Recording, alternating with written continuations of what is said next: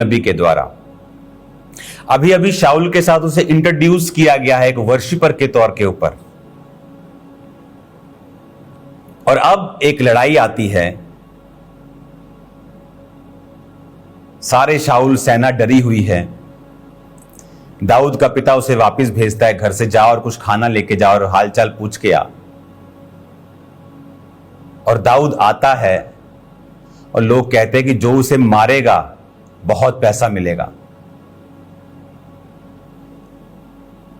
अपनी बेटी का विवाह शाऊल उससे कर देगा और टैक्स फ्री कर देगा उसके घराने को। दाऊद कहता, क्या इतनी बड़ी ब्लेसिंग? कहता, ये खतना रहित पलिश्ती है क्या जो परमेश्वर की सेना को ललकारे? अब फर्क देखिए, यहां पे फर्क यह है कि यहां पर दाऊद डर नहीं रहा। इसलिए नहीं कि वो बहुत योद्धा है। यहां तक कि जब दाऊद लड़ने के लिए जा रहा था गोलियत से और उसको शाऊल की तलवार और सब ढाल वगैरह दी गई, तो लिखा दाऊद से चल भी नहीं हो रहा था। यानी वो सेना की प्रैक्टिस में भी नहीं था। उसके भाई थे पर वो सब डर रहे थे। क्यों? सब पाप में थे। और यहां दाऊद परमेश्वर का मसा पाया हुआ, उसका आत्मा दाऊद पर उतरता था प्रभु का। और जब सुनता है, कहता क्या किया जाएगा? उसे यकीन नहीं हो रहा था कि यार ये तो छोटा सा काम है। वो फिर पूछ रहा है बार बार। जब लोग पूछ रहे थे कि उसको ये मिलेगा, ये मिलेगा, ये कहता क्या किया जाएगा? मेरे को फिर से बताओ कि शाऊल की बेटी की शादी उससे हो जाएगी, सीधा जवाई बन जाएगा शाऊल का? क्या पूरा घराना टैक्स फ्री कर देगा? क्या बहुत पैसा, बहुत धन देगा उसको राजा? उसे यकीन नहीं, it's too good to be true. कहता दोबारा बताओ मेरे को जरा। कहता ये खतना रहित पलिश्ती है क्या जो परमेश्वर की सेना को ललकारे? एक दलेरी, एक अंदर से फायर जो उस व्यक्ति में कभी नहीं आ सकती, जो परमेश्वर से दूर है। एक धर्मी, एक पापी, दोनों चल रहे हैं, दोनों चर्च भी जा रहे हैं, पर एक प्रभु की प्रेजेंस में वफादार है और एक वफादार नहीं है। लेकिन दिखने में सेम है। गाड़ी में वो आ रहा है, गाड़ी में ये आ रहा है, सब कुछ सेम है। लेकिन एक समय आता है जब शैतान अटैक करता है और जो परमेश्वर से दूर है वो घबराता है, वो भागता है, वो डरता है, उसको कोई रास्ता नजर नहीं आता। लेकिन जो प्रभु के नजदीक है, सेम मुसीबत, सेम कैटेगरी, 100% वही मुसीबत जब उसकी लाइफ में आती है, वो जानता है परमेश्वर उसके साथ है, वो जानता है यहोवा उसके संग है, वो जानता है शैतान का उसके जीवन पे कोई अधिकार नहीं, वो जानता है ये बीमारी, ये गरीबी, ये श्राप, ये मुसीबत, ये कोविड, ये मेरे लिए नहीं है, यीशु मसीह के नाम। आमीन। कहां थे कोविड में खामरा चर्च? आज भी इंटरनेट पे फोटोज देखो। पहले दिन से जब लोग अंदर थे, हम सड़कों के ऊपर थे, ले हैंड कर रहे थे लोगों के ऊपर, कोविड वाले लोगों के ऊपर। अन्य जाति की गवाहियां हैं, जो अन्य जाति लोग हैं जो प्रभु को नहीं जानते, बड़ी पदवियों के ऊपर है, पंजाब की बहुत बड़ी पदवियों के ऊपर, उनकी फैमिलीज पे कोविड के टाइम जब पहली वेव आई थी, कोई मेडिसिन नहीं थी, ले हैंड हुए हैं और वो ठीक हुए हैं 2-2 दिन में। क्योंकि जब आप परमेश्वर का आत्मा आपके ऊपर है, वो समय होता है चमकने का। लोग डर रहे होते हैं, बड़ी बड़ी बातें करने वाले भी इंटरनेट पे फिर नजर नहीं आते। लेकिन उस समय दाऊद को पता था कि यह मुसीबत खुदा की ओर से है। दाऊद की लाइफ का बिगेस्ट ब्रेक थ्रू गोलियत को मारना था। बिगेस्ट ब्रेक थ्रू उसकी सेवकाई का, उसकी लाइफ की एंट्री का इन रॉयल किंगडम, गोलियत को मारना था। गोलियत को वही मार सकता था जो अपनी स्ट्रेंथ पे नहीं, यहोवा पर भरोसा रखे। और खुदा ने उसे मसा किया, जो कि कुछ दिन पहले दाऊद को परमेश्वर ने किया था।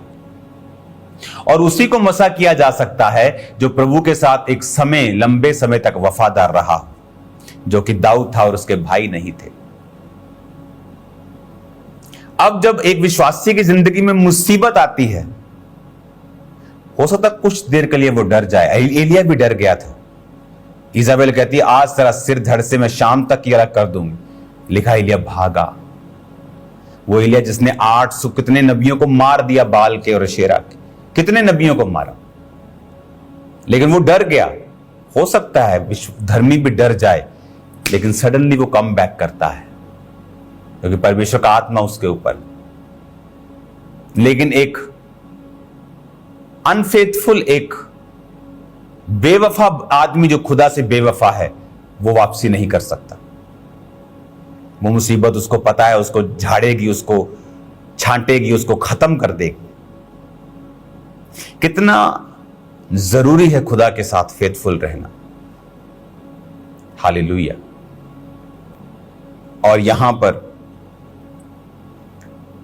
फिर दाऊद अपनी स्टोरी, जब शाऊल के पास उसे लेके जाया जाता है कि एक आदमी ऐसी बातें कर रहा है लड़का, और शाऊल कहता है ये तो लड़का है, ये तो छोटा बच्चा है। कहता नहीं नहीं नहीं, जब मेरा बाप मुझे भेड़ बकरे को चराने भेजता था और शेर भालू मेरी भेड़ों को चुराता था, तो मैं उसके मुंह से अपनी भेड़ चुरा लेता था। एक लड़का यंग बता रहा है कि मैंने शेर को मारा है, भालू को मारा है। 5 लोग भी शेर को मार नहीं सकते हैं। भालू आदमी से दुगना तेज भागता है, शेर तो चलो आगे की बात है। ना आदमी है भालू से लड़के जीत सकता है, ना शेर से लड़के जीत सकता है। 16 साल का लड़का ऐसा कैसे बोल सकता है? वफादारी। जब आप प्रभु के साथ फेथफुल होते हैं और सडनली कोई चीज आप पे अटैक करती है, परमेश्वर का आत्मा आप पर उतरता है। आपके अंदर एक अजीब सी दलेरी होती है कि मैं इसको पार कर लूंगा, मैं गो थ्रू कर जाऊंगा। ये मुझे चमकाने के लिए आई, ये मुझे मारने के लिए नहीं आई। लेकिन वो वफादारी, उसके पीछे की सपोर्ट, कारण, रीजन उसका नींव है। ऊंची बोलने से शैतान भागेगा नहीं अकेला, वो आपके कैरेक्टर से, आपकी फेथफुलनेस और प्लस आपके वर्ड्स जो आप बोलेंगे, फिर वो भागेगा। दाऊद ही दिलेर क्यों था? कहता ये है क्या? कौन है ये जो प्रभु की सेना को ललकारे? ऐसी दिलेरी, ये मुसीबत मुझे मारेगी, ये कोविड मुझे मारेगा, ये बीमारी मुझे मारेगी, इसकी क्या औकात ये मुझे मार सकती? कोई औकात नहीं। ये तभी हो सकता है जब आपके अंदर प्रभु की दिलेरी हो। पहला काम जो आप करेंगे इस हफ्ते, वो है आप फेथफुलनेस के ऊपर, प्रभु के साथ वफादार रहना, उसके ऊपर आप कंसंट्रेट करेंगे। आप पूरा हफ्ता I have to be faithful with God, मुझे परमेश्वर के साथ वफादार रहना है। आप मनन करेंगे। चोरी करने समय आपके हाथ रुकें, गंदा देखने समय आपकी आंखें रुकें, गलत काम करने समय आपके पांव रुक जाएं। आप मनन करेंगे कि मुझे प्रभु के साथ वफादार रहना है। पूरा हफ्ता आप मेडिटेट करेंगे, मुझे प्रभु के साथ वफादार रहना है। फुल वीक, क्योंकि वफादारी आपकी लाइफ में जब होगी,